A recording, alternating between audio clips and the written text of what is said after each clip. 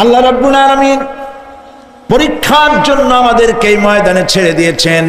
প্রশ্ন কি হবে আল্লাহ সব বলে দিয়েছেন। প্রশ্ন কি হবে?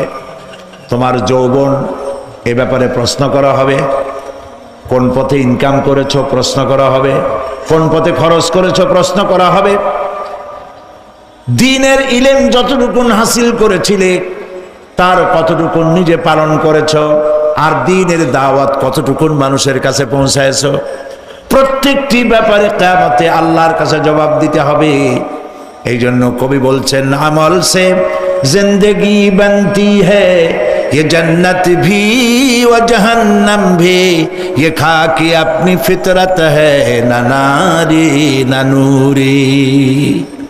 মানুষের জীবন আমল দিয়ে গঠন হয়, আমল দিয়ে জীবন গড়ে, নইলে এই মাটির তৈরি দেহ জান্নাত আর জাহান্নামের কিছু